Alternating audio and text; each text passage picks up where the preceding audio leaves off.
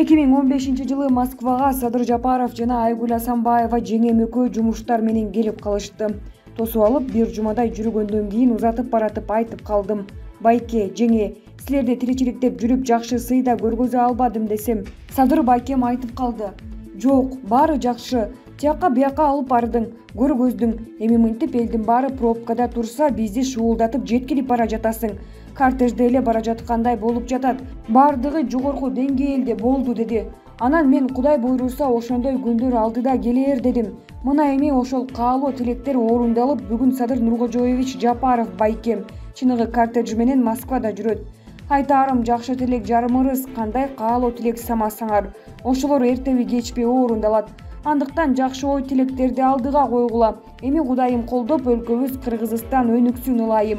Омин. Кыргызбек Залкарбай.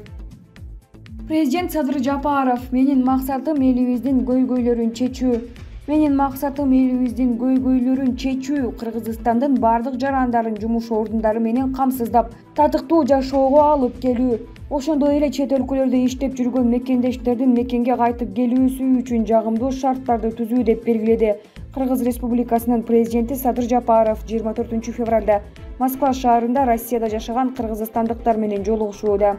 Садыр Жапаров эки өлкөнүн тарыхый жана маданий жалпылыктар, ошондой эле илгертен бери келе жаткан достук мамилелери байланыштырып тургандыктан Россия Федерациясына мамлекет башчысы катары биринчи иш сапары менен келип жатканын белгиледи.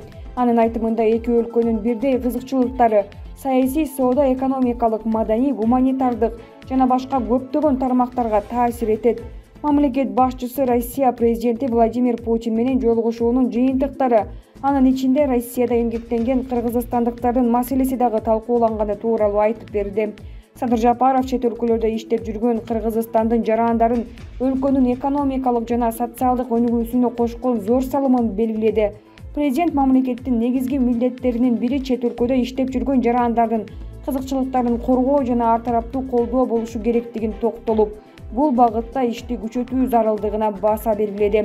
Буга байланыштуу эң биринчилерден болуп миграциялык кырдаалды жакшыртууга багытталган чараларды кабыл алуу жөнүндө жарлыкка кол коюлганын билдирди.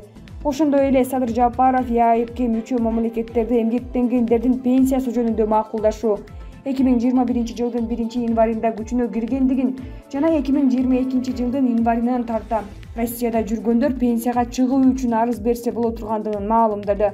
Аны менен бирге президент ЕАЭБтин башка өлкөлөрүндө эмгек стажы дагы эске алынаарын, биримдиктеги өлкөлөрдүн ортосунда документтердин жана сертификаттардын тутуму интеграцияланып жаткандыгын баса белгиледи.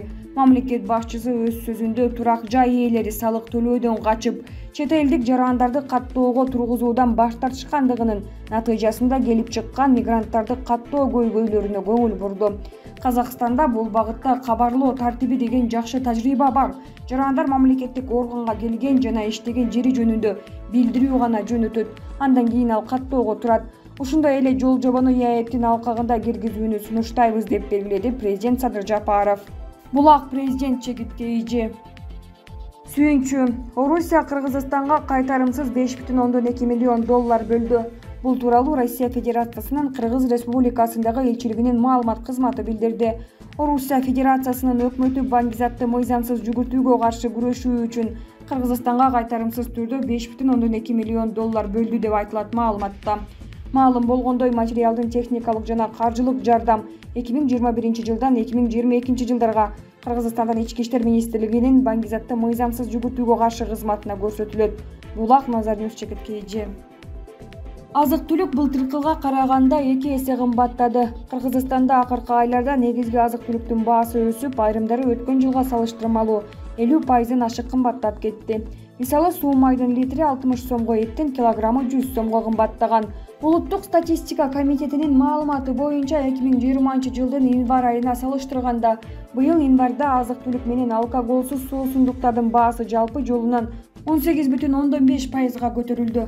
Бааларды көзөмөлдөгөн өкмөткө караштуу монополияга каршы жөнгө салуу мамлекеттик агенттигинин жетекчисинин орун басары Кеңешбай Тайлаковдун айтымында, мындай кырдаал биринчиден өлкөнүн импортко көз каранды экенин айгинелейт. Экинчиден, Кыргызстан товар алган өлкөлөрдөгү абалда түздөн-түз таасирин тийгизет. Баалар негизинен бүгүнкү күндө монополияга каршы орган тарабынан жөнгө салынбайт. Ички жана сырткы сезондук фактордун негизинен өзгөрүп, өйдө ылдый болуп турат. Бүгүнкү күндө биз көбүн эсе импортко көз каранды болгондуктан сырткы факторда таасирин тийгизип жатат. Баанын негизсиз көтөрүлүшү боюнча күн сайын иш алып барып жатабыз. Өкмөттүн тапшырмасы бар, өзүбүздүн да пландык иштер бар. Аймак түзүмдөрү аркылуу сурамжылоо, талдоо, ошондой эле түшүндүрүү иштерин жүргүзүп жатабыз. Айыл чарба, суу чарба жана аймактарды өнүктүрүү министрлигинин маалыматына караганда, Кыргызстан азыр маанилүү деп эсептеген азык-түлүктүн 3 түрү боюнча өзүн камсыздай алат. Алар сүт, картошка, жашылча жана башка жемиштери. Un жана өсүмдүк майы толугу менен импортко көз каранды. Сырттан ташылган азык-түлүктүн баасы көпчүлүк учурда ошол азык өндүрүлгөн өлкөдөгү түшүмдүн көлөмүнө жараша бааланат. Ага жол жана башка чыгымдар кошулганда баа да өсөт. Демек бааны базар аныктап турат. Улак УА чекиткейчи. Кыргызстандын армиясы 139 өлкөнүн ичинен 93-орунда турат.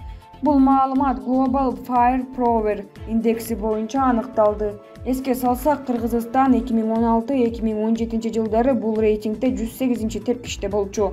Бул индексти чыгарууда өлкөнүн ички дүң өнүмү, мамлекеттик карыз аймагынын аянты, армиянын саны, резервдеги армиянын саны, куралданган техникасы сыяктуу бир нече факторлор каралган.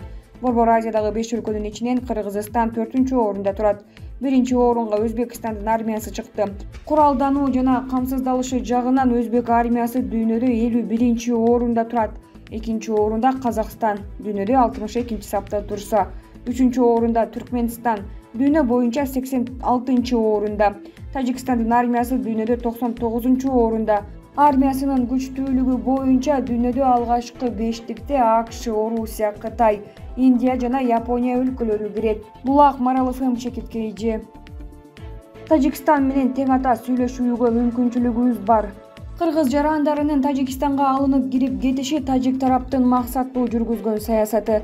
Анткени чек ара маселесинде Тажикстандын Кыргызстанга караганда системалуу саясаты, стратегиясы бар. Мындай пикирин Баткен облусунун мурунку губернатору Султанбай Айжигитов Маралга берген маегинде билдирди. Анын айтымында, чек ара сызыгынын жоктугунан тажик тарап аймакта жашаган элге моралдык басым кылуу максатында адамдарды жүйөсүз кармап кетүү сыяктуу иштерди жасап жатат. Кыргызстандын жарандарына тажик элинен да, алардын күч түзүмдөрү тарабынан да басым болот. Биздин Тажикстан менен тең ата сүйлөшүүгө, аларды кысып коюуга мүмкүнчүлүгүбүз бар. Бирок биздикилер рычагтарды колдонбойт, жеңилдик бергенин дипломатия деп ойлошот. Ачыныгы дипломатия улуттук кызыкчылыкты коргоо. Мындай болбойт. Кыргызстандагы революцияларда маселеге залакасын тийгизүүдө. Анткени ар бир жаңы бийлик элдин колдоосун алган соң сырттан да колдоо күтөт. Башка мамлекеттер кандайдыр бир шарттардын негизинде колдойт. Ага чек ара маселелери да кирет. Биздикилер бул жагынан да көз каранды болуп калууда, дейт Айжигитов. Булак Марал ФМ чекиткейчи. Бактыгүл Иманбек кызы. Билбейм, силер байкап жатасыңарбы же жокпу? Акыркы күндөрү ленталарда тигил же бул региондордо баланчадай завод же фабрика курулат. Ал үчүн баланчанчы жылдан бери каралбай бүтпөй турган имарат берилди. Жакында сүт комбинаты ачылат. Чоң долбоорго президент кол койду. Тиги же бул региондо иш башталды деген маалыматтар жарк деп чыга калып жатат. Эмнеге байкабайсыңар сонун жаңылыктарды? Завод фабрикалар региондорго курулганы жаткан абдан сонун жаңылык жана дагы президентибиз Садыр Жапаровдун акылмандыгы эмеспи?